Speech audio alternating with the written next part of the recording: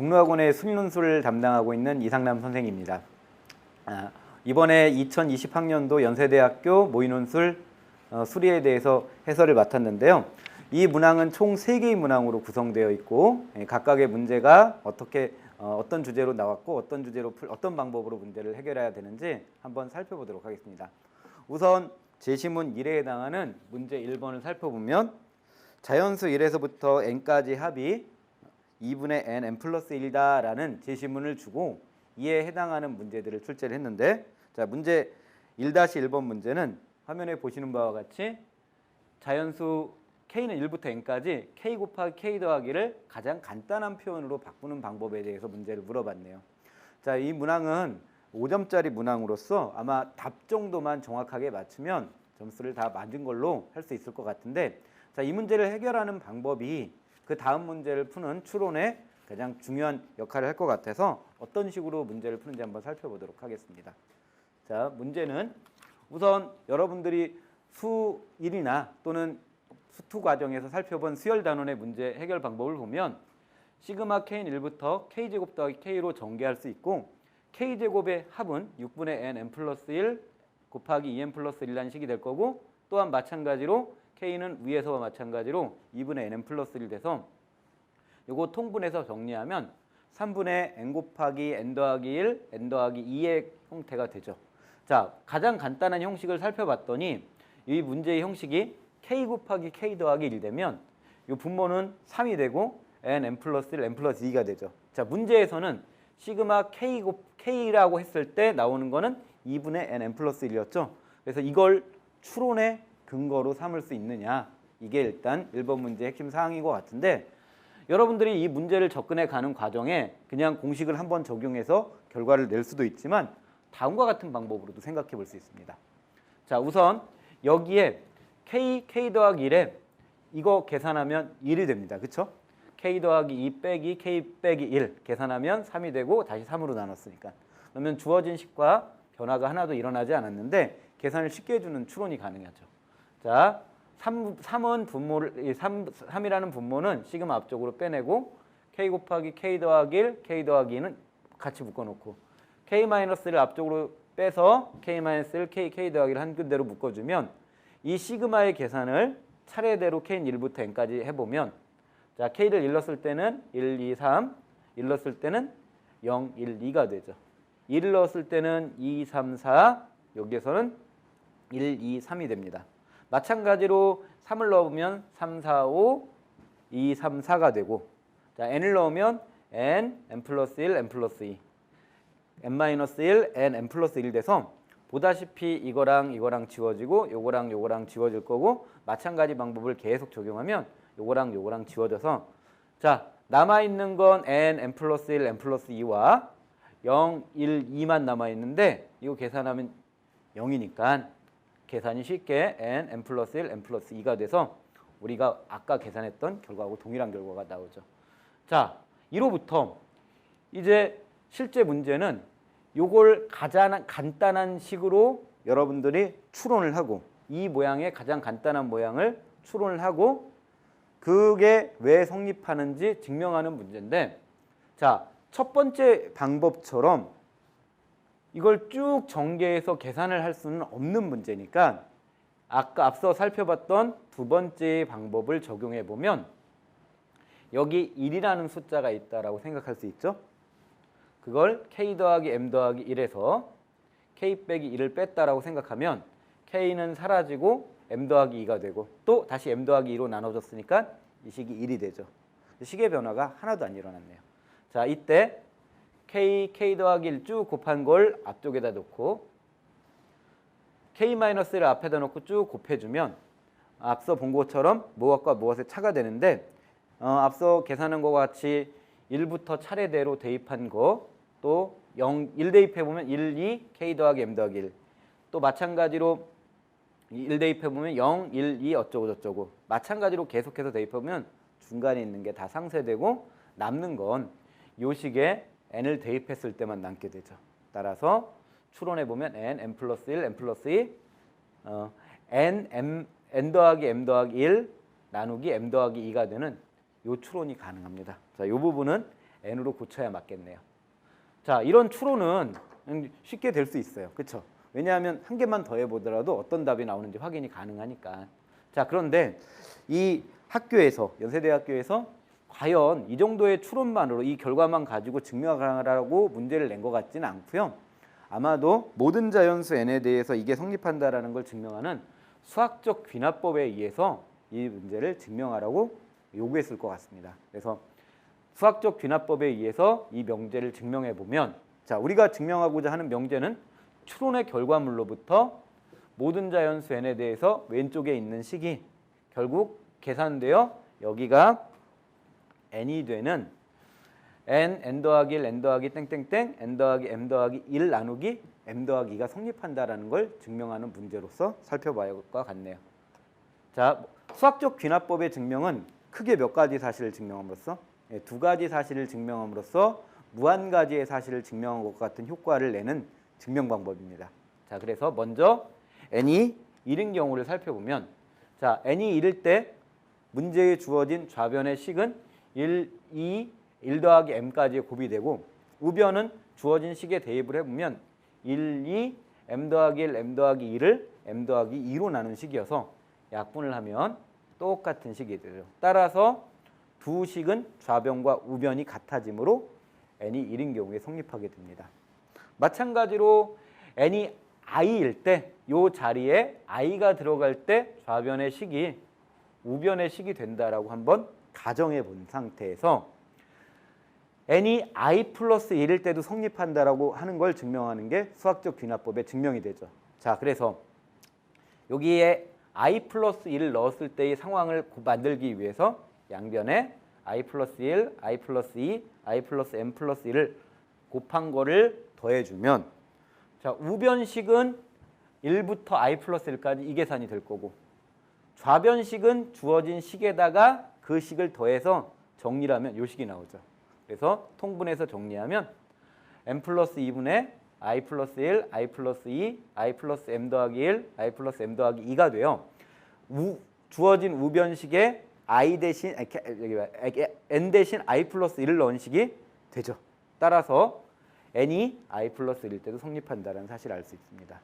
이로부터 수학적 귀납법의 두 가지 사실을 증명한 거에 의해서 모든 자연수 n에 대해서 성립한다라고 증명을 해도 좋을 것 같습니다.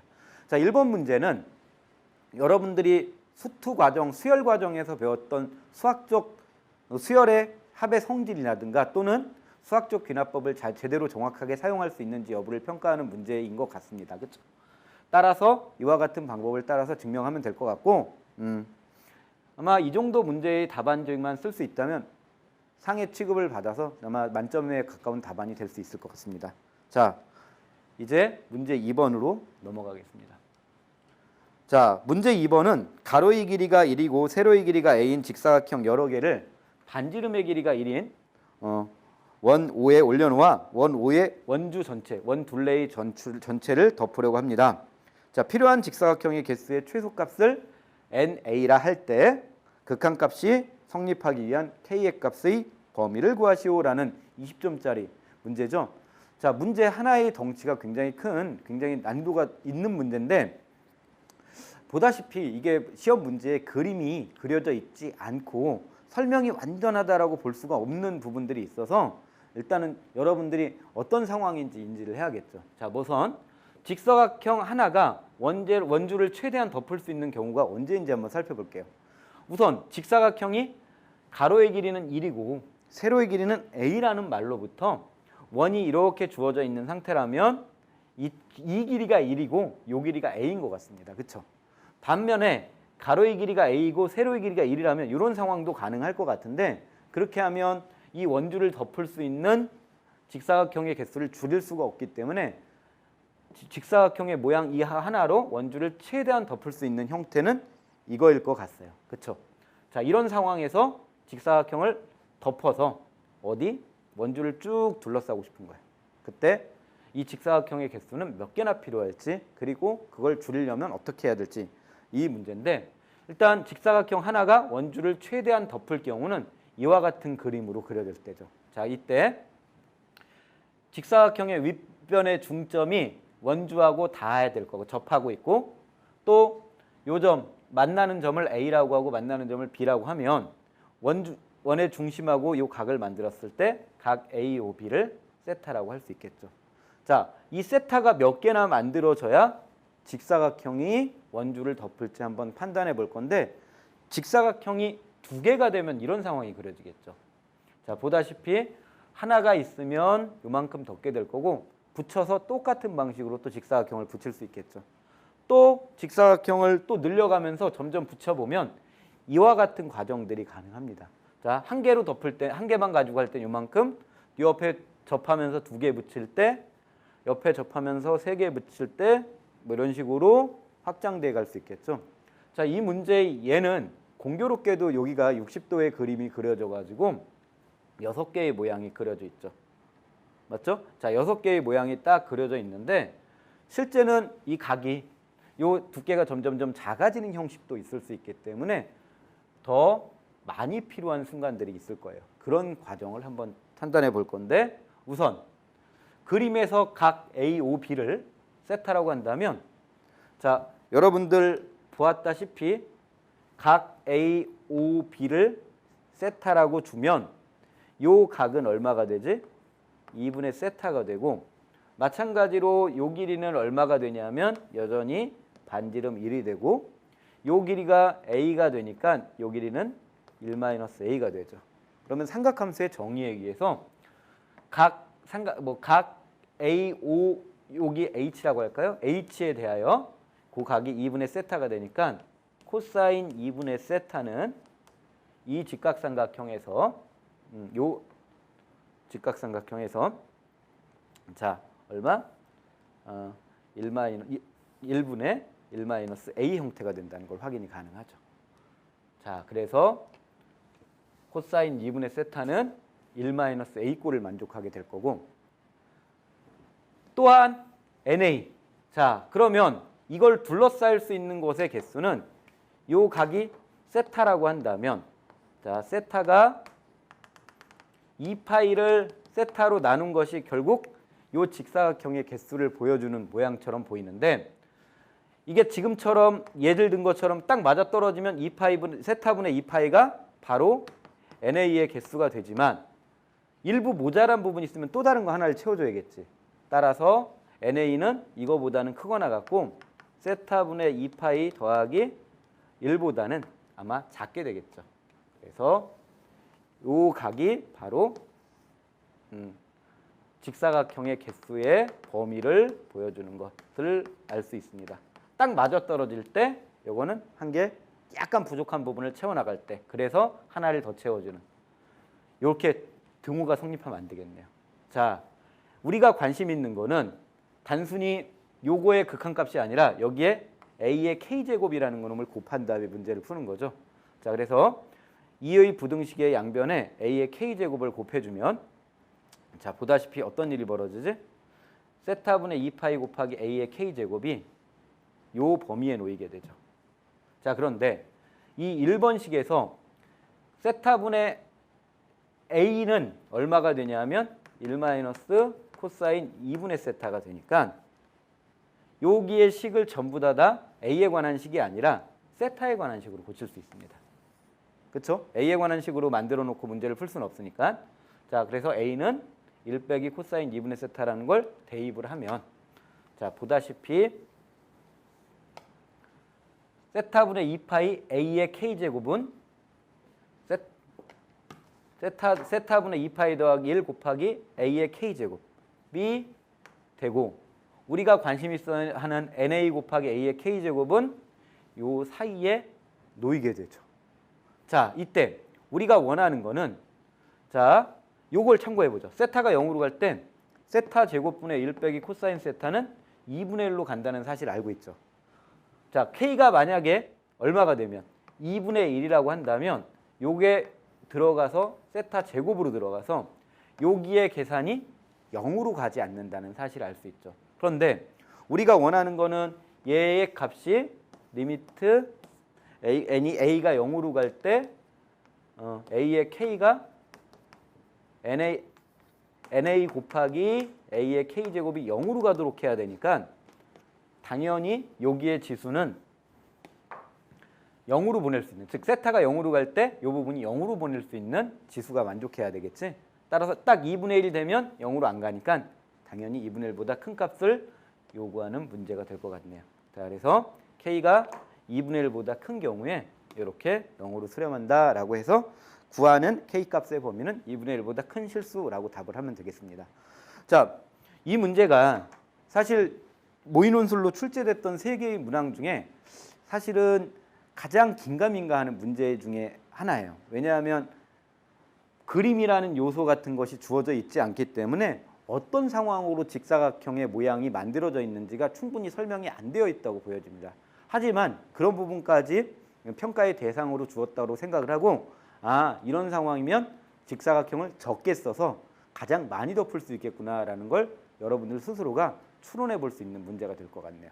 자, 그래서 이 경우는 이번 문제도 이와 같은 방식으로 해결이 가능합니다. 자, 마지막으로 배점이 가장 큰 30점짜리 3번 문제를 살펴보도록 하겠습니다. 자, 배점이 총 25점에 해당하고 문제는 굉장히 복잡한 형식으로 주어져 있죠. 좌표 평면 위에 x축과 이루는 각의 크기가 세타인 점 P와 원점 O에 대해서 벡터 OP의 단위 벡터를 2세타라고 하자. 각 세타와 자연수 n에 대하여 좌표 평면 위의 영역 Rn 세타를 다음과 같이 정의할 때, 자, 문제 있죠? 복잡하게 주어진 상태에서 다음과 같이 정의한다. 단 n은 10 이상인 자연수이고 ARN 세타는 영역 Rn 세타의 넓이를 나타낸다 하면서 첫 번째 문제는 A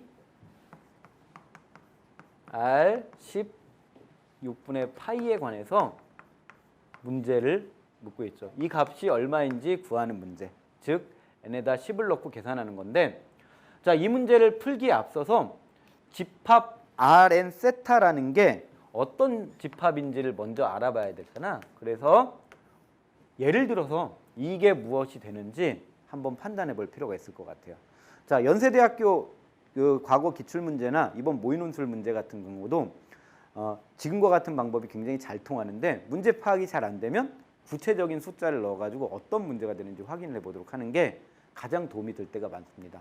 자, 먼저 세타에다가 특정한 값을 집어넣어서 Rn 세타라는 이 집합이 어떤 집합인지 확인을 해봐야 되겠지. 그래서 세타가 가장 간단한 거 0을 대입해 보도록 할게요.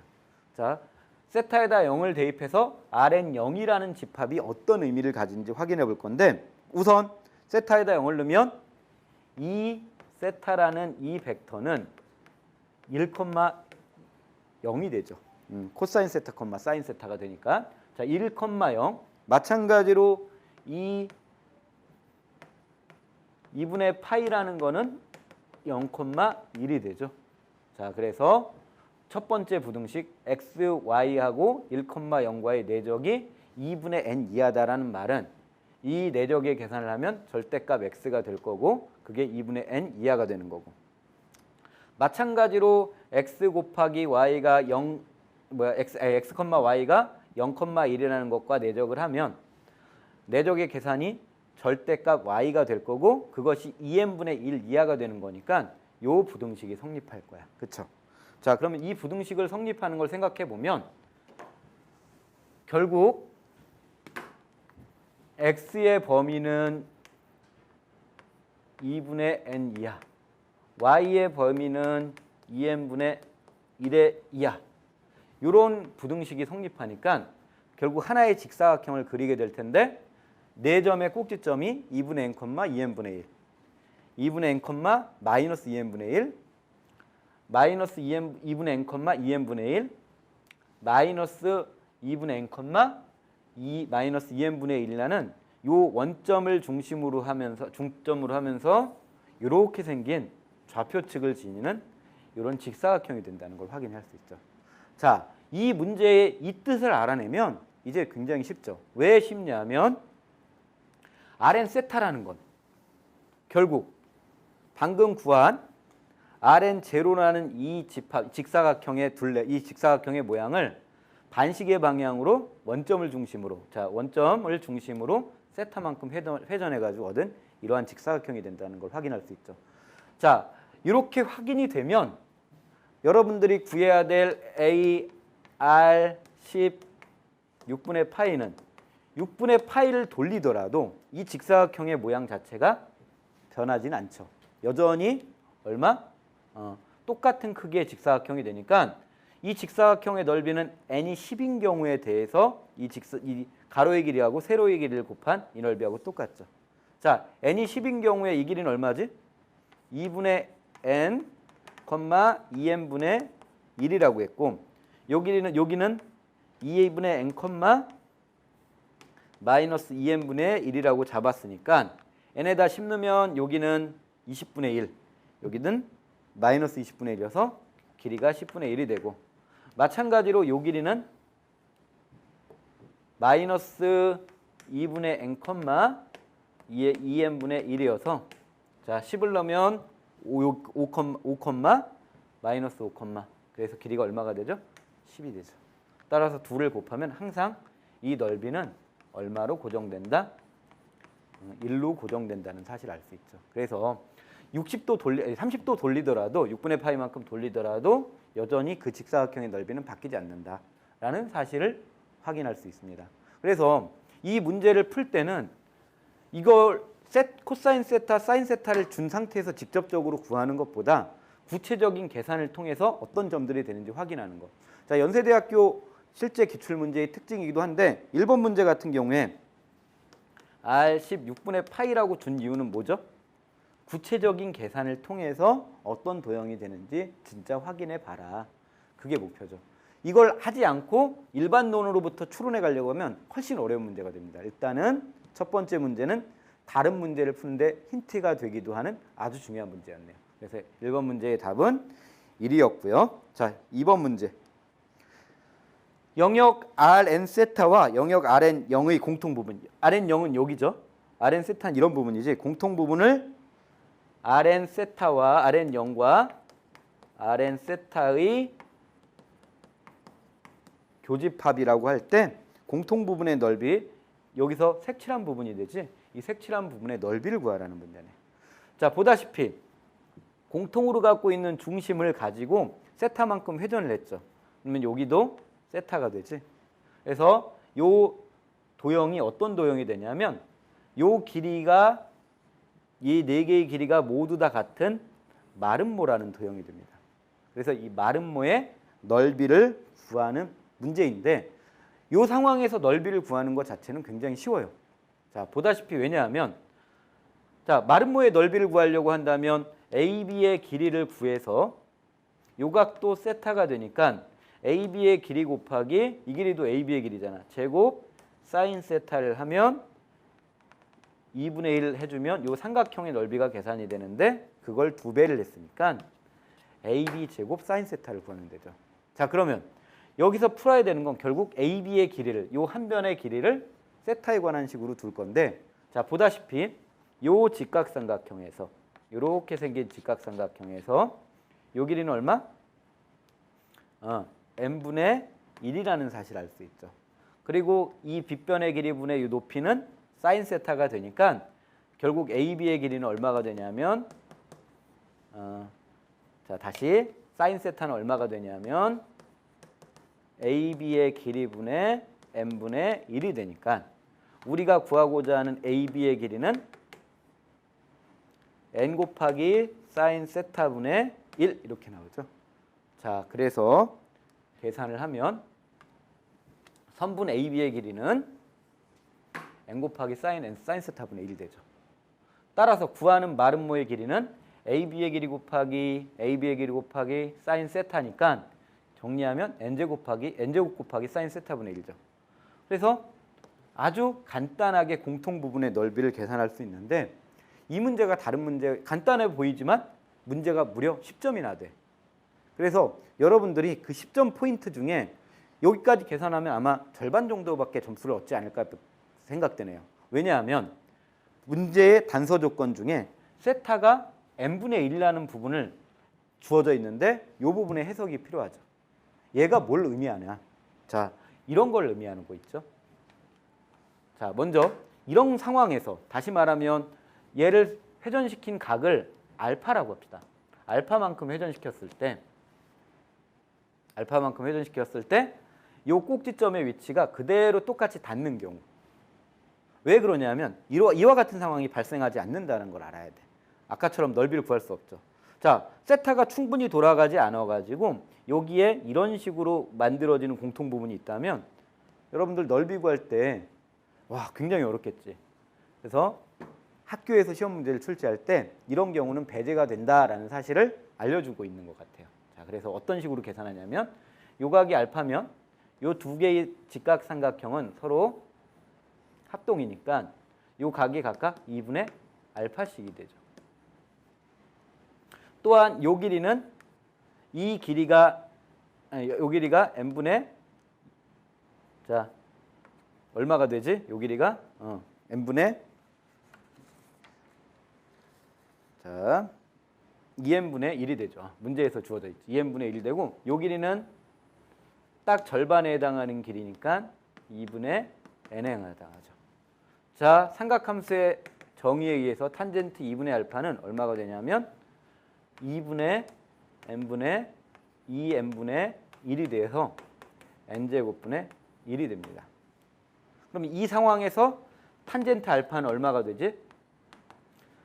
삼각형 덧셈 정리 때문에 2 탄젠트 2분의 알파 1 빼기 탄젠트 제곱의 2분의 알파.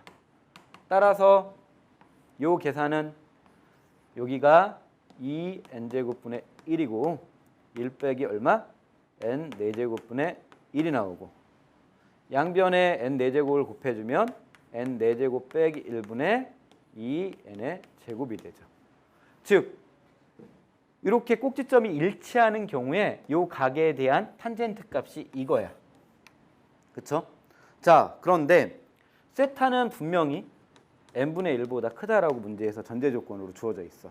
그 다음에 n 4제곱분의 n 4제곱 빼기 1분의 2n 제곱은 보다시피 탄젠트 알파야. 자, 세타가 이 알파가 0보다 큰 각이 되면 탄젠트 알파는 항상 알파보다 커지죠. 맞죠? 자, 보다시피 탄젠트의 그래프를 그려보면 이렇게 그려져. y는 탄젠트 x. y는 x의 그래프는 원점에서의 접선이 되니까 알파가 2분의 파이보다만 작은 각이라면 당연히 탄젠트 알파는 알파보다 크죠. 자, 그래서 세타가 n분의 1 이상이 되면 탄젠트 알파가 알파보다 크기 때문에 이 부등식만 성립한다고 하면 세타가 알파보다 크다는 각이 되니까 중간에 애매모호하게 겹쳐지는 부분이 발생하지 않는다는 사실을 확인할 수 있죠.